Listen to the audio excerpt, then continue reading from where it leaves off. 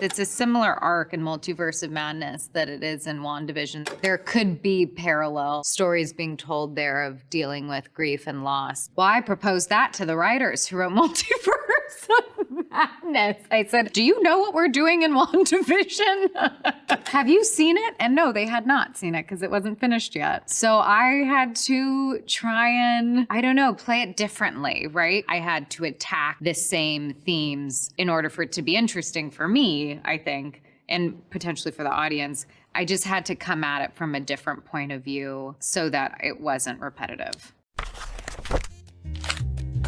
Wanda Maximoff is one of the MCU's most popular characters right now, and she was one of the franchise's best written heroes, up until Multiverse of Madness, that is. She's still very popular, just not that well written anymore. Wanda started out as a supporting character and had a decent amount of development, going from a young woman who wanted to destroy the Avengers to becoming one of their most powerful members. During this phase of her time in the MCU, she was mostly well-liked, but compared to the other Avengers, her popularity was empirically less. Enter WandaVision, the show that successfully transitioned Wanda Maximoff from being a decently popular supporting character in the MCU into one of its most beloved, recognizable, and complex main characters. And then enter Multiverse of Madness, the film that kinda halted her momentum. And no, not just by burying her. I mean, no one really thinks this is permanent, so whatever. But narratively speaking, Multiverse of Madness was not good for her. And I say this as somebody who loves the fact that she's blowing people up. Watching Wanda use her powers and be evil? Slay! But story-wise, no. For this video, we are going to talk about Wanda's journey in the MCU, her trajectory, how well they handled her as a background character in her first appearances, how they successfully turned her into a character capable of carrying her own story with WandaVision, and how they kinda messed it up with Multiverse of Madness. This is Witch Atlas, and welcome to another video. I'm going to be dividing this one into 3 parts: pre-WandaVision, WandaVision, and post-WandaVision. Let's begin. Part 1, pre-WandaVision. Wanda joined the MCU with her brother, Pietro, back in 2015's Age of Ultron. She was a volunteer for Hydra's experiments with a Mind Stone, and it awoke her latent magic in the process. She then allied with Ultron to try and destroy the Avengers. From her first appearance, Wanda had a distinct amount of characterization. She was obviously not the lead in Age of Ultron, especially with bigger names there like Iron Man and Captain America, but she was given enough as a character to be a memorable addition to the cast. She and Pietro shared an arc in that movie, going from bad guys wanting to kill Tony Stark to allying with him to save the world. Besides that, she also got her own personal mini-arc, that of being someone who was initially unsure of her powers and her capabilities as an Avenger. How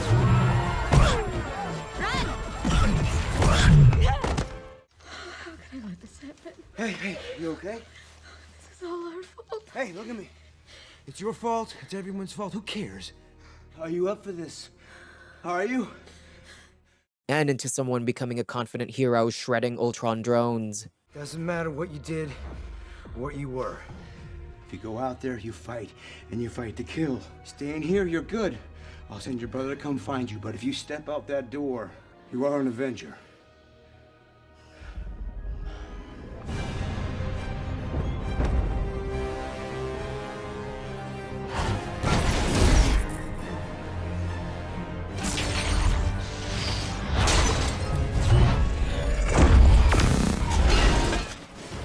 She was also very aesthetically distinct in that movie. They gave her a lot of traits that made her unique and recognizable. She was this creepy kind of goth girl with black nails and an accent, who moved things by doing weird hand movements. Age of Ultron isn't a perfect movie, but I think it introduced Wanda well enough. Personally, I wouldn't say that this introduction was a home run, but it's not bad. She got a background with depth and mystery, losing her parents to a Stark bomb and volunteering for human experimentation. She got an arc, and she got a setup for an open future by joining the Avengers. It's good enough. Personally, Age of Ultron is kind of just like a weird movie for me, because objectively, if I think about it, it has all the parts that could make it into a solid movie, and in some ways it is, but it also has a lot of glaring issues, particularly with how it handled some of its characters. Thor, for example, was kind of just there. What did he do in Age of Ultron? He was there. He showed up to the function. He was there. Hulk was weirdly handled too, and definitely Black Widow. I mentioned this because personally, I think the biggest reason I wasn't able to connect with Wanda properly when I first watched Age of Ultron was because at that point, Black Widow was my favorite character in the MCU. I think I was too baffled and confused with the choices they made for her in that movie for me to be able to connect with anything else. I remember seeing this whole scene and just thinking, what the fuck? You still think you're the only monster on the team? But I was present in a lot of online pop music forums around the time of Age of Ultron's release. These pop music forums were populated mostly by the gays, and despite it being a pop music forum, we would talk about popular movies sometimes too. I remember there were already a lot of people there loving Wanda with just her one cinematic appearance. Wanda was introduced in Age of Ultron, and her parts weren't bad. Age of Ultron gave Wanda a strong enough character that people were able to identify her with and adore her for, and it gave her a foundation that the franchise was later able to build upon and flesh out even more for WandaVision. I do also really like the relationship they established between Wanda and Clint here. It's almost like a sibling relationship, with Clint being the older brother, which, given that, I guess it's sweet to give to Wanda. Oh, and I like the telepathy. Remember the telepathy, because the next movie certainly doesn't. And that brings us to Captain America's Civil War. I can't control their fear, only my own.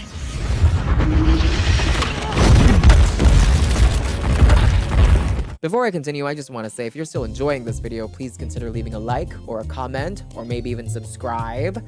I am a small, tiny channel, and that would help me out a lot. Thank you. I don't know if this is a hot take or if this is controversial or not, but I think Civil War works better than Age of Ultron when it comes to handling the cast. They both feature the Avengers, but they do have a key difference though. In that Age of Ultron is an Avengers story, meaning it's a story about a group of people. It has to juggle several main characters, and it clearly struggled in doing that, while Civil War is Captain America's story. He's the main character and everyone else is just there in a supporting character position. It's like Avengers is Friends, focusing on a lot of people, while Civil War is Fleabag, focusing on one person. That being said, I think Civil War just flows easier, narratively speaking. And in my opinion, Wanda was utilized extremely well here, except for one part, which we will get to in a bit. At this point, Wanda was a member of the Avengers, and she's training and learning from Steve and Natasha, going on missions with them. She accidentally redirected an explosion into a building full of people. Oops. Which was the blunder world governments were waiting for to be able to finally put a leash on the Avengers through the Sokovia Accords. One thing about Wanda in Age of Ultron and Civil War is that she's just beginning to discover her powers. In those movies, she doesn't know what she's fully capable of yet, and she's not technically fully in control of all of her magic. So you get moments like these.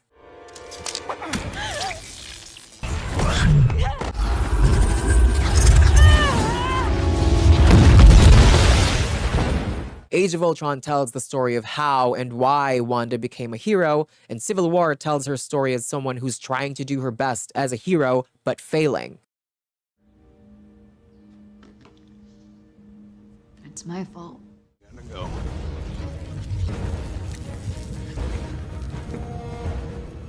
It's this way. I've caused enough problems. This story crescendos by having her decide that she has to try being a hero. Even though she's struggling, she has to try. And even though she could fail and have people fear her, she still has to try and be there. Because as Cap tells her earlier on, This job. We try to save as many people as we can. Sometimes that doesn't mean everybody.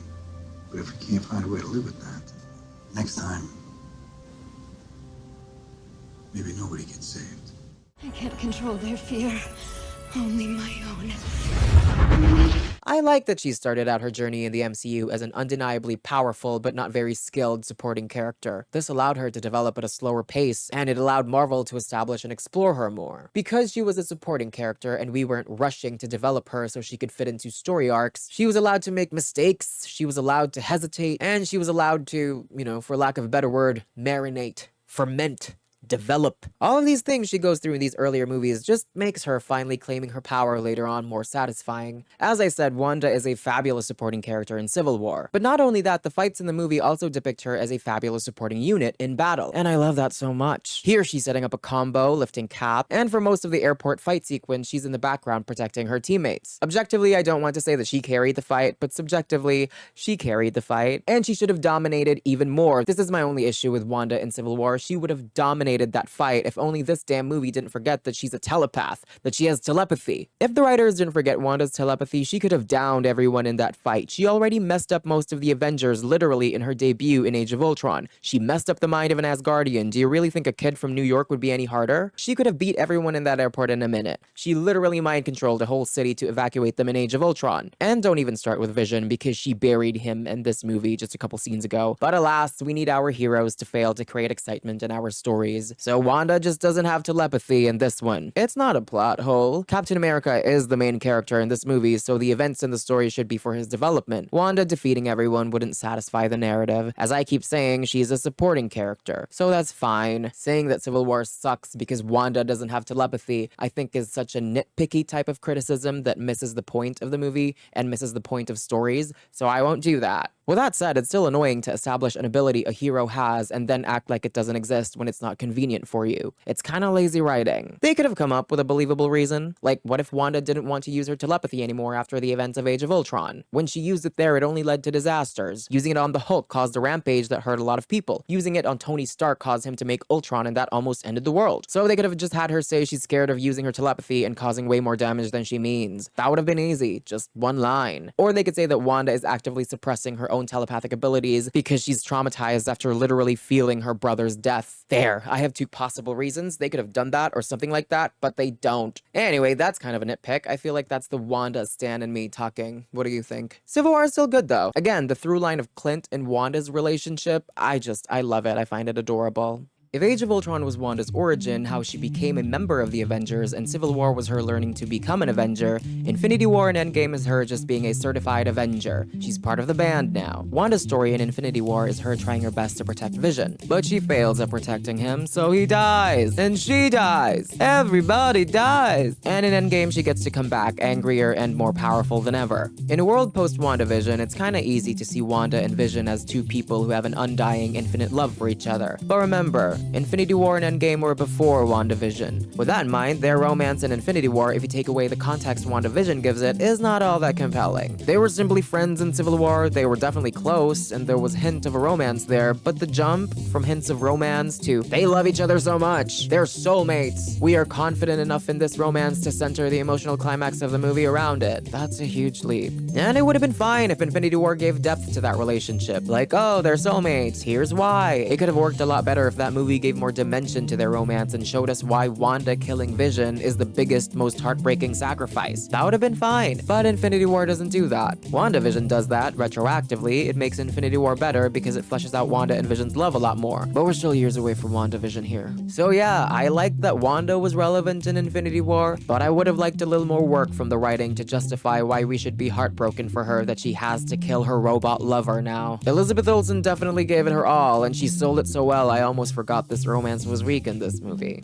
And yeah, again, this is an Avengers movie, not a Wanda movie, so we have to properly distribute the screen time and make sure all the characters get involved. So maybe it just wasn't economic to flesh out Wanda and Vision a little more. But if that's the case, then maybe don't center the emotional climax of the movie around it, if you can't give it the depth it deserves. But Infinity War made a lot of money and was undeniably a success, so evidently this worked for people, so what am I even saying? It is tragic that Wanda's a woman who's been forged from the terrible things that have happened in her life, but there's something to be said about her still choosing to persevere and do everything in her power to survive. At this point, it's not really the tragedies in Wanda's life that have defined her. They are definitely part of her, but she's really more defined by her consistent choice to persevere, no matter how broken she felt. She lost her brother, still chose to be an Avenger. She struggled at that, but still chose to try her best. She lost Vision, still fought. Even though Thanos smacked her the first time, she got him on the second try. Both Infinity War and Endgame do a really good job of setting Wanda up for WandaVision. Infinity War has that scene with Wanda getting dusted, and she looked relieved. Finally, it's over now. It's a great indicator for her emotional well-being. Then Endgame, of course, shows Wanda's powers like never before, and it's a great way to tell the audience that, yeah, she's leveled up, she's ready for her moment. After 5 movies where she's a supporting character, I think it's fair to say they did the most they could with her in that state. They used her time to develop her as much as you could a supporting character, letting her shine where she could, give her a bit of an arc, a personality, but this is the Scarlet Witch. She's a huge character in the comics, maybe not in terms of popularity, but she's huge in terms of how much she's impacted plot points and huge in what she's capable of. Not to mention, there was her growing popularity with Elizabeth Olsen's portrayal of her. There's also the fact that Endgame retired so many of the original Avengers, so it's only fair that the newer ones are going to take more leading spots to usher in a new generation of lead heroes. It was inevitable. She was going to stop becoming a supporting character eventually.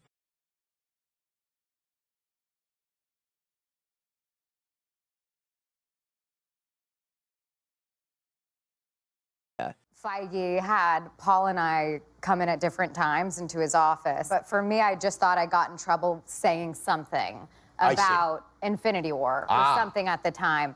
And it's kind of Feige's creation, this show. I see. It's an idea that he conceived.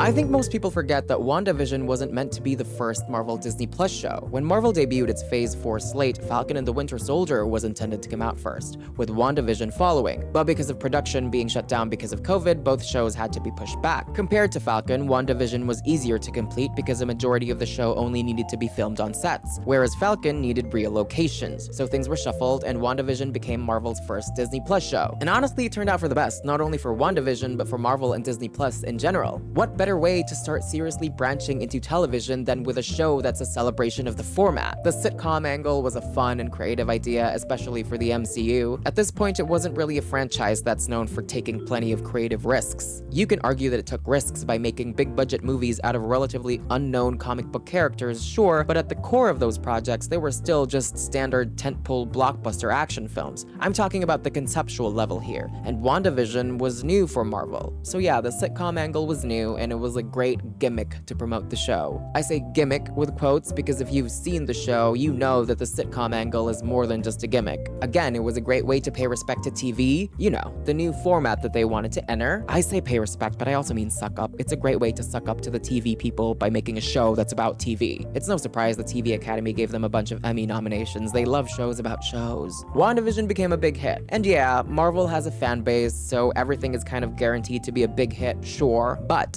the success of WandaVision, though, this show went above and beyond the Marvel fanbase. Older people were talking about it, normies were getting Disney Plus subscriptions just to see it, drag queens were performing Wanda lip syncs at drag shows. It was a cultural moment, and of course, it developed the shit out of Wanda Maximoff.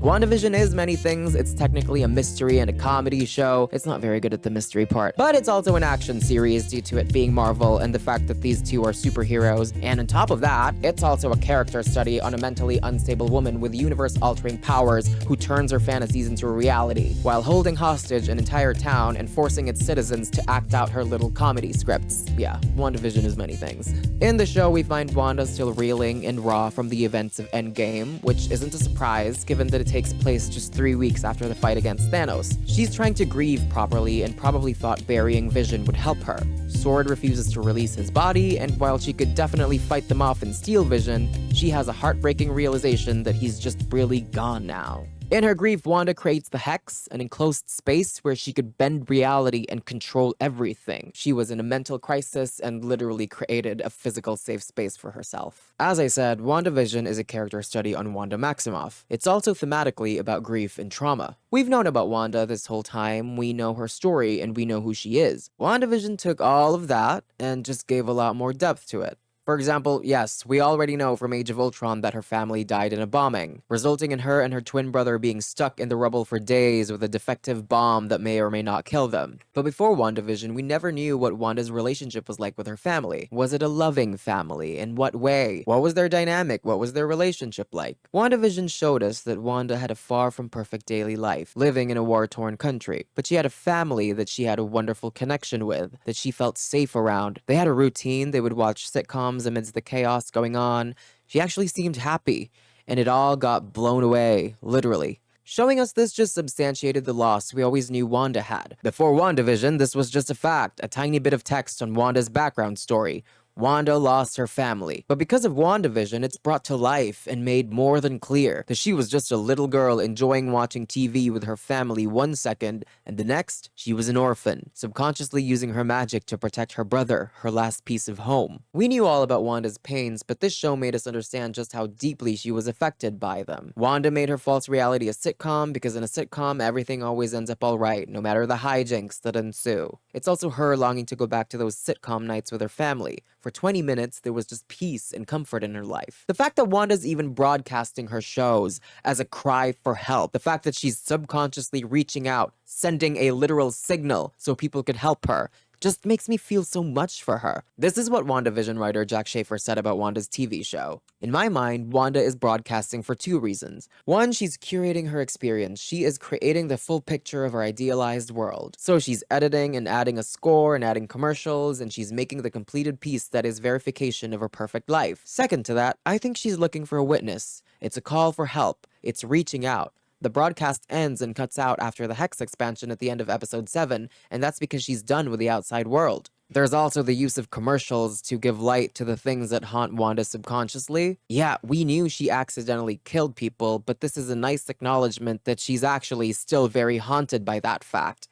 Lagos. For when you make a mess, you didn't mean to.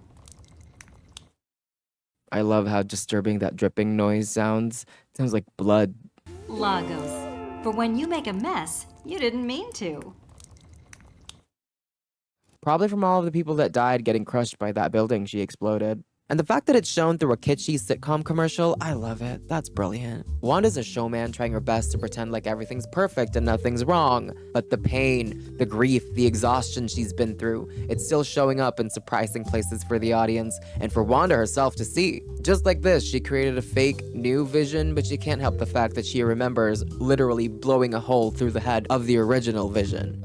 Adding more context and depth to what we know about Wanda is evident the most in the show's portrayal of Wanda's relationship with Vision. As I mentioned before, WandaVision retroactively made Infinity War better by giving more depth and context to the romance that's central to the climax of the movie. It's WandaVision that made us understand why Wanda and Vision were so in love, how Vision was there for her as she dealt with her grief. WandaVision made us understand their dynamic together, and WandaVision made us understand just what Vision meant to Wanda as someone she loved, who got taken away from her yet again. With the context WandaVision gives, showing us how Wanda has endured loss throughout her whole life, and how Vision's really someone who was there for her as she endured all of that, it makes the scene where she has to make the choice to destroy him even more impactful. This is the love of her life. We can feel that now, and she has to kill him to save the world. What a tragedy. And the fact that she had to do that, make the ultimate sacrifice, and still failed because of the time stone, dear lord. It's no surprise that after this show, most people just got a feeling of just wanting Wanda to have some peace, that she finally deserves some comfort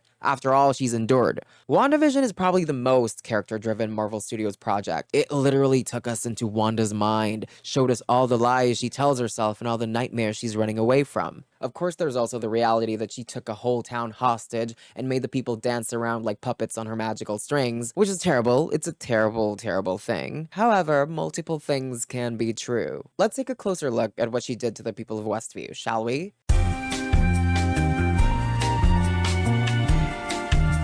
She went into their town, took over their minds, suppressed their identities, and forced the characters she made up into their personalities. But all the while, they're still conscious. They still see, hear, and feel everything, just unable to control their bodies or have any agency. Have you ever had sleep paralysis, where you're conscious and trying to move but just can't? You want to open your eyes, but they won't. Remember what kind of inescapable panic that brings? Yeah, the people of Westview were probably in that state the entire time Wanda was doing her silly little show. Wanda also locked all the kids away so they're never seen in public.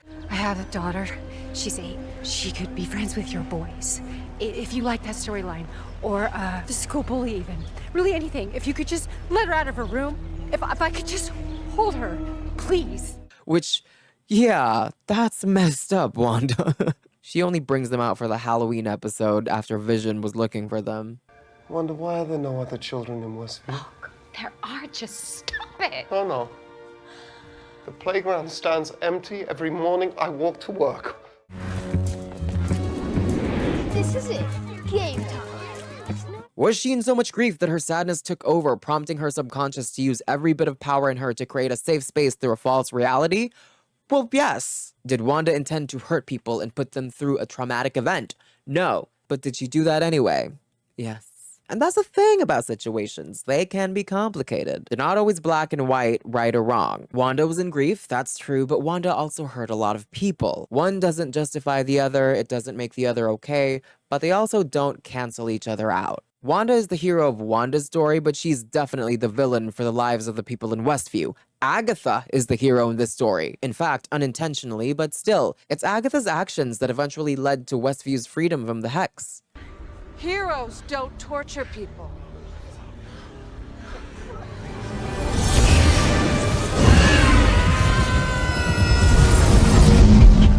So yeah, Wanda's story is a complicated story. Relatively speaking, for a Marvel character, I think they did really well with WandaVision, especially for Wanda's first time as the lead character. Yeah, it's flawed, but it was so good at exploring the character, and it literally made Wanda Maximoff the Scarlet Witch a household name.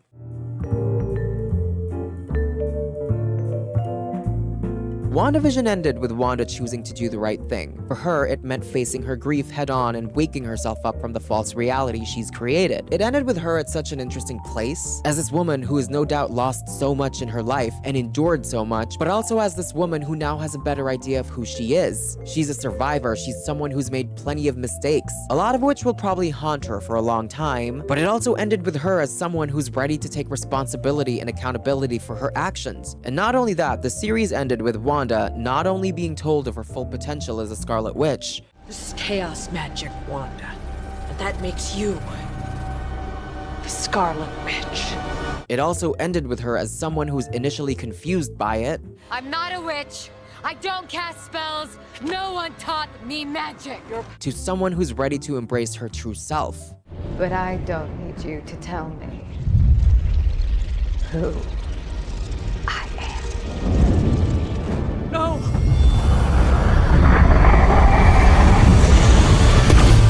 As one of the most powerful beings in the universe. WandaVision's ending didn't feel like an ending. It felt like an actual new beginning. It was a rebirth of sorts for Wanda. It was saying, here's this background character we've had for a while. We're letting her take the center stage. She proves herself to be a very interesting and capable main character. WandaVision's a hit, and everyone's excited. Wanda Maximoff is the Scarlet Witch after all she's been through. And what does that mean? The end here with Wanda flying off was so beautiful. She's ready to leave it all behind and begin her self-discovery. And we as the audience couldn't wait to see. This was the beginning for the discovery of the Scarlet Witch. Who is she? We all couldn't wait to know. And then... And that brings us to part 3, Post-WandaVision. When Multiverse of Madness first came out, I was just so hungry for more Wanda that I didn't really think about any of the movie's deeper implications at all. I watched it, Wanda was the villain, and she was so badass and cool. You know, in gay terms, she slayed. She was fierce. I ate it up. She mothered. I'm not a monster, Steven. I'm a mother. I was just like, oh, I love this. Elizabeth Olsen made such a meal out of that role and out of that performance. She had so many delicious lines, and she played them all to perfection. Wanda, your children aren't real. You created them using magic. That's what every mother does. But as more time passed and as I thought about it more, yeah, Wanda in Multiverse of Madness kind of just recycles her arc from WandaVision.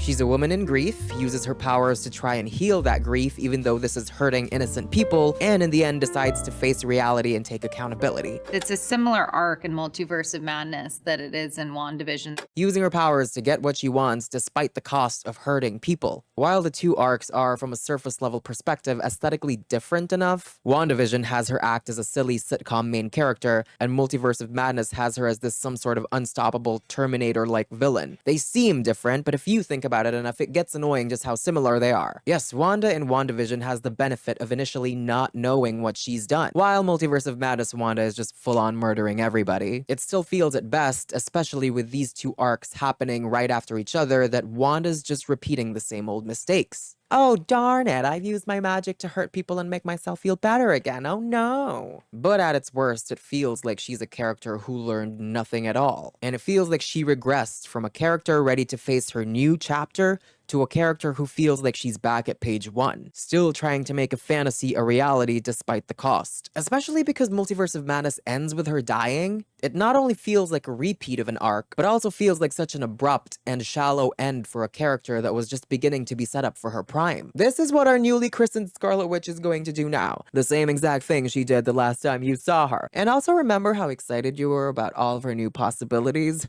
Forget it. She dies. I mean, we all know she's not really dead with how popular she is now. Yeah, no way. But the fact that it even happened, that she dies, and that no one really believes it anyway, feels like such a cheap, cheesy, and cliched way to treat a character. It's like, oh, she's so powerful now, we don't know what to do with her. Let's just kill her for the moment.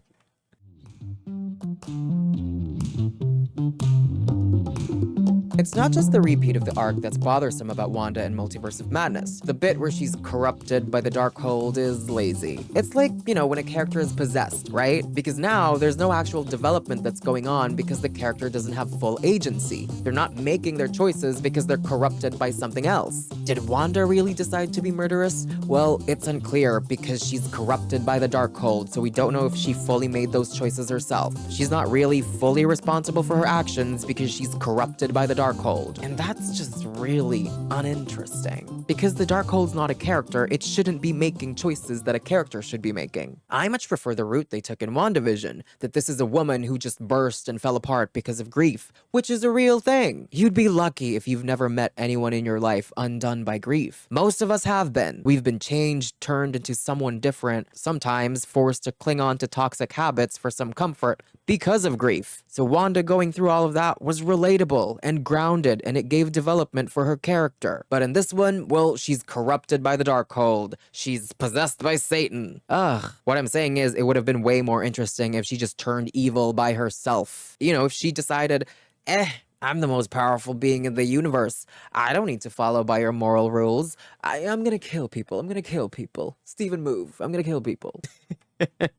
If everything in the movie stayed the same, but this time the Darkhold was just a spell book, it's not corrupting Wanda, it just gave her access to spells that helped her use her powers better, and it was Wanda herself who decided to do everything she did, her arc in this movie would have been way more powerful. It would have still been repetitive, but at least it would have been powerful. Because then her realization in the end of what she's become, she wouldn't have been a victim of a book possessing her. She would have been responsible for her state herself. If she did all of those things and if they were her choices, it would have been way more stronger and way more powerful. But no, she's possessed by a book. Then there's the bit of Wanda hunting down a child through the multiverse, and I love that bit.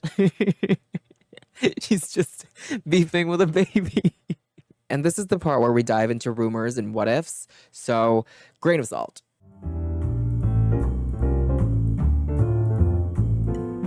Originally, Scott Derrickson was announced as the director for Multiverse of Madness. He directed and co-wrote Doctor Strange 1, and Multiverse of Madness is Doctor Strange 2, so it makes sense. However, due to creative differences with Marvel, he left the project and was replaced by Sam Raimi. We also know based on interviews that the script for Multiverse of Madness kept on changing.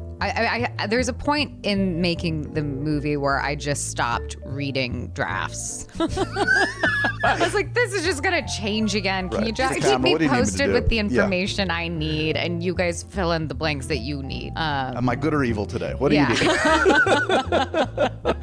And as stated by Michael Waldron himself, the writer for Multiverse of Madness, there's a draft, a version of the script that existed before Waldron came along, that had Wanda turn evil at the end. I think originally it was a version where Wanda was maybe gonna turn bad at the end.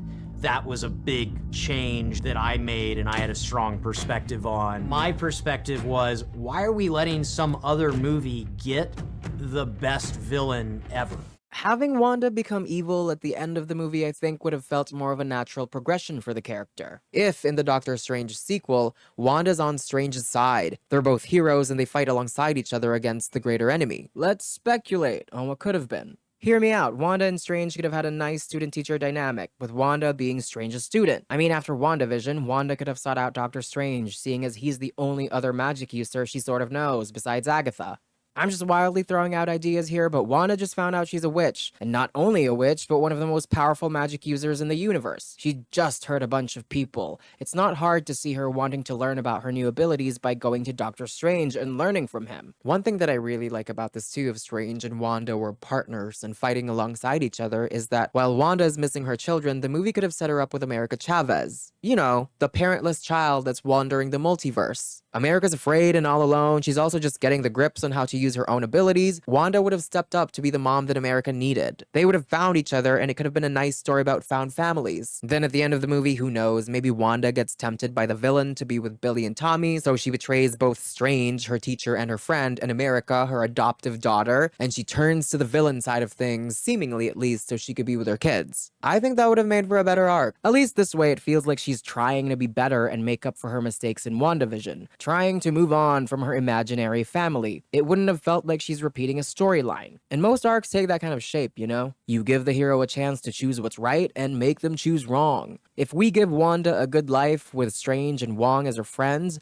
and America as someone she bonds with on a maternal level, essentially giving her a newfound family, and still at the end of the movie we have her betray them to choose to be with her imaginary family, Billy and Tommy, that would have made for an interesting character failure and a compelling arc for Wanda. Having one movie where she's still trying to be good and transitioning her into the villain side at the end, that would have made her becoming the antagonist feel less abrupt and feel less rushed. Remember what I said before? One of the strengths of having Wanda as a supporting character in her first few years in the MCU was that it allowed her to develop slowly and naturally. Her arc wasn't being forced and rushed to fit storylines. She was allowed to grow in the background. So it's kind of sad that now she's on the main character side of things, that natural progression was lost. The weird thing is, if that Multiverse of Madness existed in a vacuum, if it was simply a movie of its own, divorced from the franchise, divorced from the MCU, I would enjoy it so much. And in fact, I can, and I do. If I just stop thinking about how debilitating it is for Wanda's arc, I can enjoy the movie. If I take it as its own standalone thing, it's wonderful. We have America and Strange, and they're both likable heroes. Then we have Wanda, probably one of the most exhilarating, enjoyable villains to watch on screen. Not to mention the fact that the movie's pretty stylish too. It's aesthetically one of my favorite MCU movies. I love Sam Raimi's touch on it. I just don't like the writing. Multiverse of Madness as its own thing, love it. Within the MCU, it's really weird. Also, side note, I'm not that big of a Doctor Strange fan. I mean, I think he's nice and neat and cool,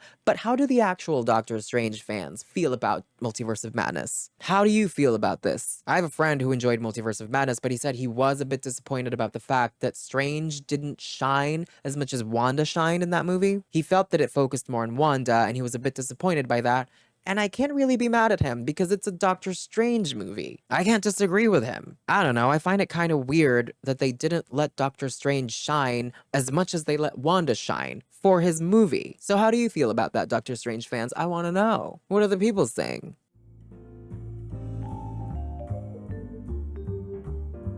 Well, we leave a window open in case you are not. I would beg to leave a window open. Oh, you would? Okay. Yeah, I have so much fun doing these movies. You don't want to beat that. No, but I would like to figure out how to cleverly be undead. Well, if any character can figure out how to cleverly be undead, it seems like Wanda would be the character to figure that out. I think so too. We need to find the smartest writers to figure out how to make this all make sense. Yeah, or the dumbest one. Or maybe you. Oh, yeah, or the dumbest one. It's not over yet for Wanda in the MCU. She's more popular now than ever, so they will for sure bring her back. But also, Loki was incredibly popular in the 2010s. He was everywhere on the internet from 2012 to 2015, and they never gave him his own project until the 2020s. So if Wanda never comes back again, or only comes back in the 2030s, yeah, there's historical precedent. Elizabeth Olsen is open to returning, granted the script is correct, and of course I agree with her. WandaVision was so great, and Agatha all along turned out to be amazing, so if ever Wanda's coming back, can we maybe get Jack Schaefer in that writer's room? We want to see more Wanda, but please, let her be handled by somebody who actually knows what to do with her. Again, with how great Agatha turned out to be, I'm really excited for the witchy, more magical part of the MCU, and I really want to see Wanda there, having fun with the mystical side of the MCU. Well, that's all I can say about Wanda's journey in the MCU. What about you? What do you think? Please tell me in the comments below. I would like to know. Anyway, that's it. I'm out.